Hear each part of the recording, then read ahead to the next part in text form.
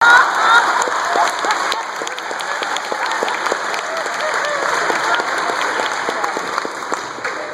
they do not know how to read, I would like them to know how to listen and to go and download the audiobooks. What are the chances of a graveyard book movie? The trouble with movie questions is I do not believe that these things will happen until you're sitting there eating popcorn at the premiere. And they look pretty good right now. Right now, Disney control the rights to the graveyard book. Ron Howard wants to make it. I had a meeting with Ron where I was like, he was like, do not forget, I know you don't think of me as the graveyard book guy, but don't forget I did Splash, I made Cocoon, I love this stuff, I haven't done it for a long time, I really want to do it. And I went, oh, yeah, I love Splash.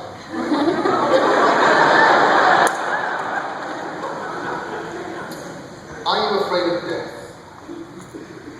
No, I don't think so. I'm definitely afraid of pain. I don't like the idea of pain. And I hate the idea of upsetting my loved ones by having died. Really, by dying. The last time I remember being really genuinely afraid of death, it was 1988. I think it was December 88. And I'd been given Sandman. I think the first 2 issues of Sandman had been drawn. It was pretty middle of the year. The first 2 issues had been drawn. I'd written up to about number 5. David King was halfway through Black Orchid, and he'd given me all of the art from Black Orchid done so far to take to America, and he was already kind of dissatisfied with the artistic decisions he'd made in Black Orchid, was thinking a lot about what he was going to be doing in Artemis Asylum.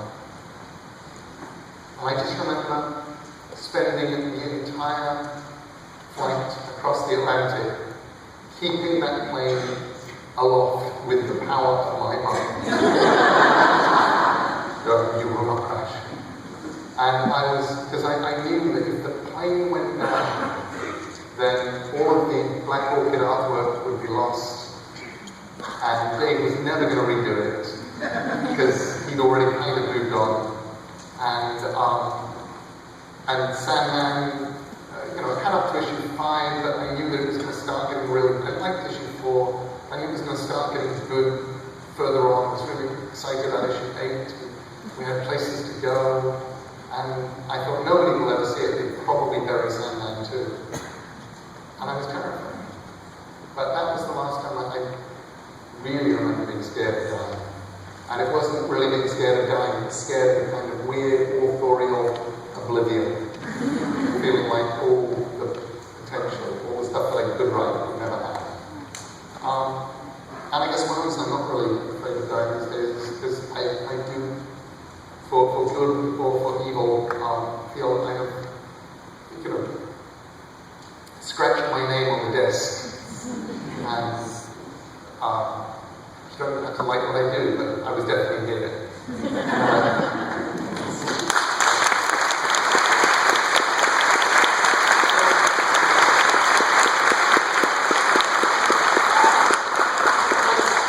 Again, do this relatively democratically. There's another thing that I'd quite like to read to you if you're up for it.